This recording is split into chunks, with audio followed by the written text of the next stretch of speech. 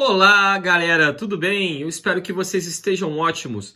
Vamos para a nossa 11ª aula na série de estudos sobre o tarô. E hoje nós vamos falar sobre o arcano número 11, o arcano da justiça.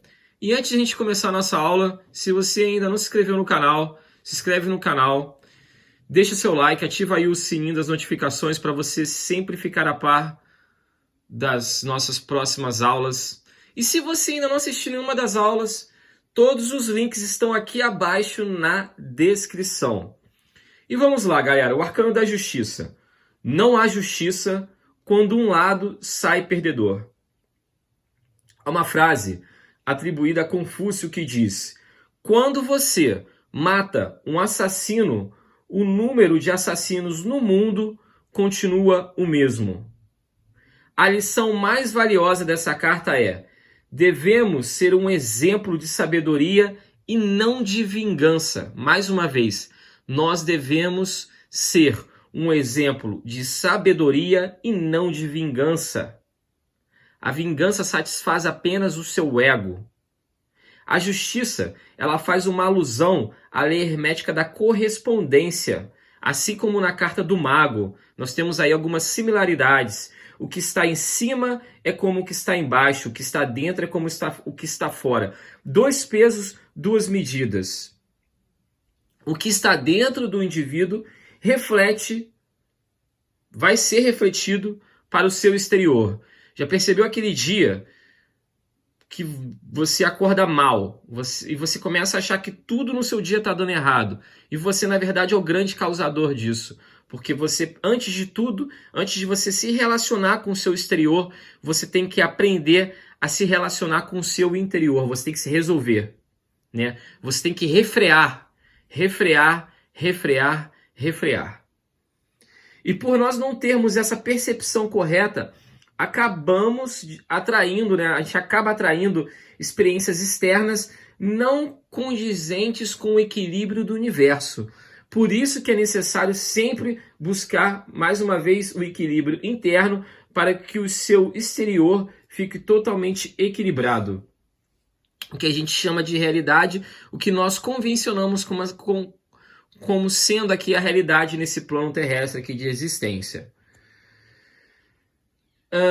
A justiça dentro do sistema jurídico, falando assim, dentro do sistema jurídico, ela é convencionada de acordo com a moral de uma época.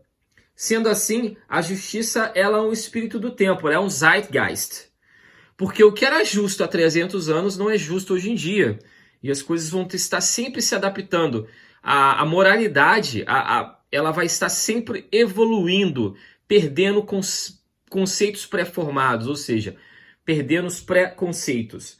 E essa carta fala muito também sobre isso, sobre conceitos pré-formados, sobre como nós usamos isso no nosso dia a dia, como isso influencia, como isso reage de acordo com as nossas ações, né? E acaba que toda justiça, na verdade, toda justiça do homem, ela acaba sendo injusta, pois ela é imperfeito. Há sempre uma busca, né, dessa perfeição, desse aperfeiçoamento da justiça. E tem uma passagem da Bíblia que ilustra bem essa busca, que é no livro de Reis. Vou resumir aqui, que é uma passagem do rei Salomão, se eu não me engano, que tinham 2 prostitutas e as 2 tiveram filhos. Aí uma das prostitutas, ela dorme em cima do filho, o filho vem a falecer, e aí começa uma discussão entre as 2 para reivindicar o garoto lá que ficou. E aí o rei Salomão pega e fala assim, pergunta quem é a mãe da garota, do garoto, desculpa, da criança, não sei se, independente disso, seu sexo, não lembro, mas... E aí fica aquela discussão e o rei Salomão fala assim, ok, então chama um guarda e manda cortar a criança ao meio e dá metade para cada criança. E aí uma das mães fala assim, não, então entrega o garoto inteiro, a criança inteiro, para outra mulher.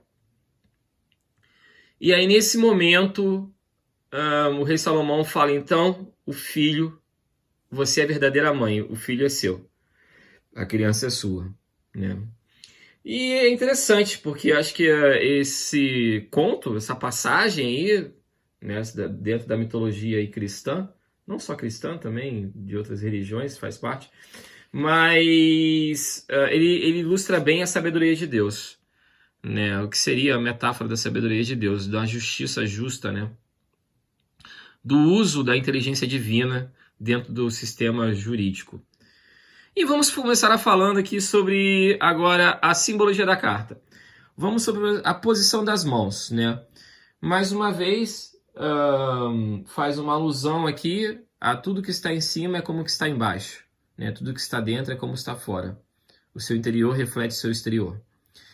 A gente tem a espada e a balança, são armas clássicas do intelecto, né? A balança representa o pesar das medidas, e a espada ela corta para os dois lados e enxerga as ambas perspectivas.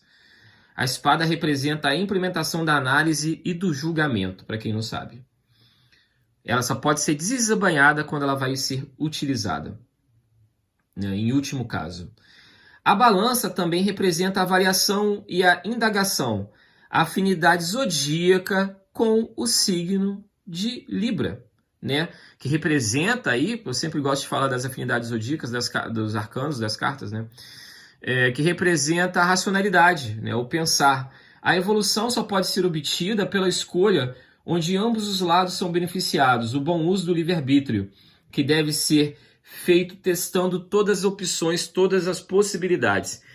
E aqui a gente vê que o Hobby Vermelho, assim como na carta do Mago, ele também possui, né, uma veste vermelha, e assim como na carta do Imperador, que também possui uma roupa vermelha, representa o lidar com a consciência usando as armas do intelecto junto às emoções e às atitudes, o que existe o controle mental. Num lado negativo, fala também sobre as sombras dos signos de fogo, que é a impulsividade, o mau uso das ações, né? O Hobby Vermelho também representa os signos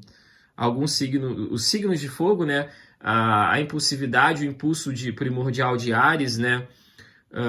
Representa também o signo de Leão e a expansividade aí de Sagitário. Então, e é interessante porque Áries é o signo oposto, antagônico a Libra, né? Então também fala sobre aquelas sombras de Libra, que é o mau uso do livre-arbítrio, né? Que é, no caso, as sombras de Áries. Para quem entende esse conceito de luz e sombra dentro da astrologia, acho que convém, é muito interessante vocês estudarem, né? O lidar com o controle mental, emocional. A manta com detalhes aqui verde e amarelo, não dá muito para bem ver, parece só amarelo aqui no vídeo, mas ela tem detalhes verdes e amarelos, né? Na verdade é um verde acidentado, assim, alerta para o mau uso, o mal da imaturidade, né? Essas mesmas cores a gente pode encontrar no arcano do louco, então fala sobre aquele impulso mesmo, como a infantilidade, a imaturidade, ela pode levar a consequências graves, principalmente num julgamento, não num julgamento jurídico, no julgamento da vida mesmo. A gente tem que ter a maturidade e a consciência para entender todos os lados. A gente tem que ter empatia. Uma coisa que é interessante, que apesar de Libra ser um signo que pensa muito, ele racionaliza muito, mas assim como todo signo de ar, ele não tem muita emoção, ele falta, né? Uma coisa que falta nele é a água. Então, uma coisa que todo libriano, no caso, não libriano, assim, porque a gente parar com se fixar em estereótipos, né? Assim como eu sempre falo que no mapa astral a gente tem 4 signos, ascendente, descendente, solar e lunar, mas assim, o que o signo de Libra tem que aprender é desenvolver a empatia, aprender a se colocar no lugar do próximo. E essa carta fala muito sobre isso, você aprender a se colocar no lugar do próximo. Galera, é muito importante.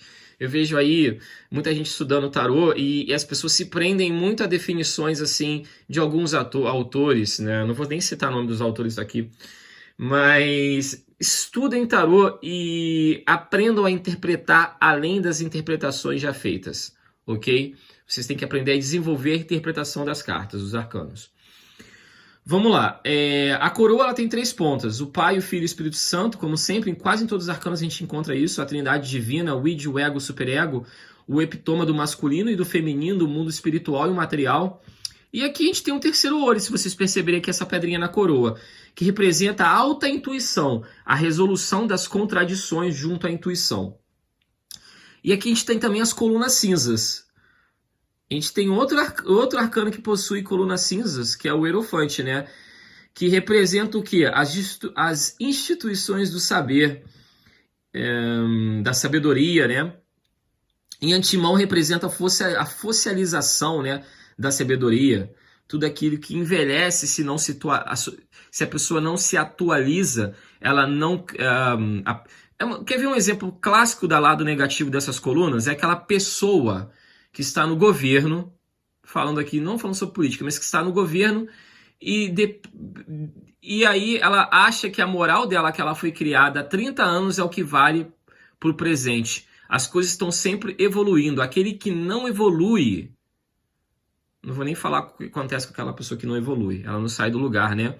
Nem tanto fisicamente quanto espiritualmente, né? Então a pessoa tem que estar sempre evoluindo, porque o senso de moral é um espírito do tempo, é um zeitgeist.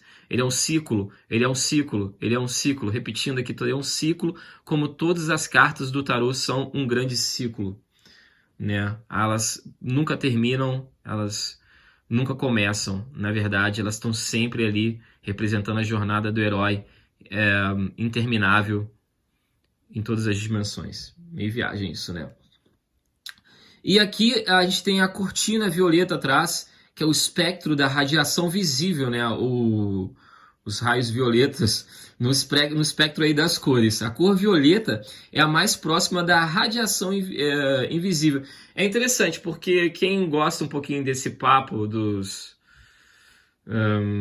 caraca, me deu um branco agora. Meu Deus, os 7 mestres aí da sabedoria suprema. Nossa... Quem curte teosofia, cara, me deu um branco, às vezes me dá é muita informação, cara, foi mal. É a cor no caso aí, do raio violeta do Conde Saint-Germain. Então, quem quiser pesquisar sobre o Conde Saint-Germain também, eu acho bem interessante, né? Essa radiação representa o invisível que precisa ser sentido e notável, né? Também. Tem várias analogias aí em relação à cortina violeta, vocês podem pesquisar mais sobre isso. E a gente tem o fundo amarelo, que representa o sol, o sol astrológico, né? A consciência. E é isso aí, galera. Acabamos aqui nossa aula de simbologia do arcano aqui do 11º arcano da justiça, que é a justiça dentro do deck do Rider-Waite, né? Eu espero que vocês tenham gostado. Eu não falei, mas eu deixo para um próximo vídeo o porquê da inversão das cartas, né? No Rider-Waite, da força com a justiça. Mas beleza, vou pular isso aqui, que o nosso vídeo já está bem longo. E se você gostou, deixa o seu like, se inscreve no canal, compartilha com os amigos. Vejo você semana que vem. Se você ainda não assistiu às aulas passadas, os links estão aqui abaixo na descrição. Muito obrigado, cara. Um abraço do tamanho do universo.